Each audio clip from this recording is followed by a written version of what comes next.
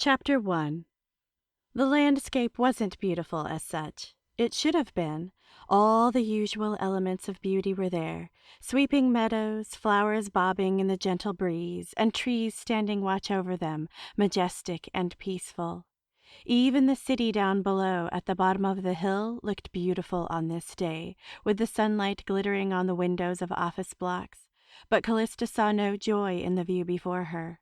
Not today. 1 year. I can't believe it's been 1 year already. Callista's voice was barely audible. She clenched her fists, trying to squeeze the pain away, but however much she squeezed, nothing would bring her parents back. In her hand was the golden necklace her mother had given her as a child. It was beautiful and intricately carved, studded with diamonds in a cross. She turned it over in her hand and tried to picture the day she had received it, but the memories were distant and the day had blurred together with the ones that followed. The first year is the hardest, but it will get better, I promise. You'll miss them like mad. That part will never go away. But you'll find new ways to deal with it, and you'll find yourself thinking about other things more and your parents less. Callista looked at Tom, who somehow always knew what to say, and felt a grin spread across her lips. She tucked the necklace back inside her shirt to keep it safe. Good job I've got you here, then.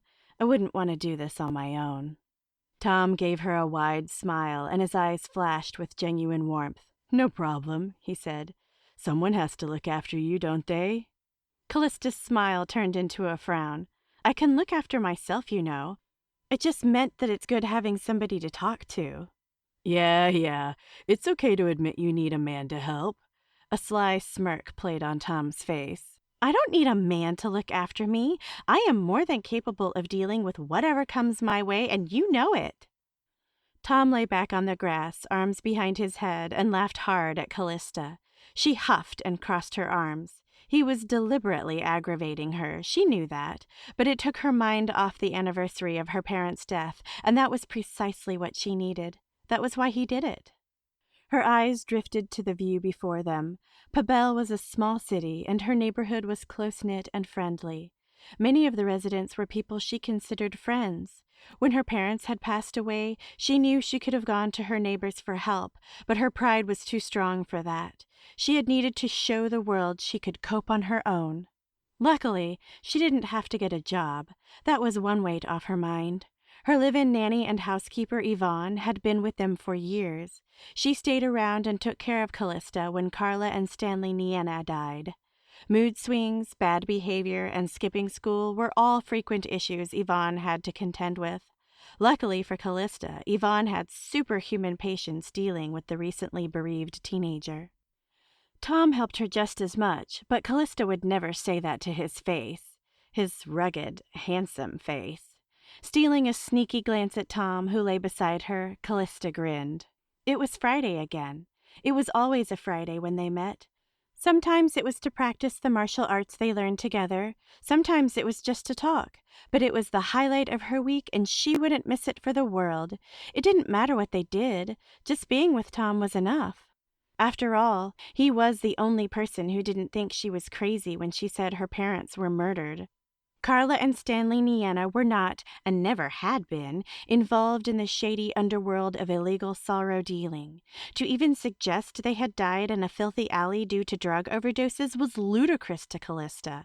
But no matter how many times she said it, nobody believed her, except Tom. Only Tom agreed it didn't add up. Only Tom listened, actually listened, instead of suggesting she was tired or suffering from delusional grief. It was why she had clung to him at first, and why she had continued to cling to him ever since. The evening was drawing in, the sky just beginning to turn pink as the sun slowly dipped beyond the horizon. It was beautiful. Tom sat up beside her and looked out over the city. "The sky's too red," he muttered, then lay back down again. "What?" Callista laughed. "Too red? It's beautiful." "Nah, too red," Tom repeated. Callista aimed a playful punch at his shoulder. "Hey!" he cried out, but his face broke into a smile. They grinned at one another, and Callista felt her cheeks burn. Tom was the first to tear his eyes away. The smile dropped from his lips. "It really is too red, though, don't you think?"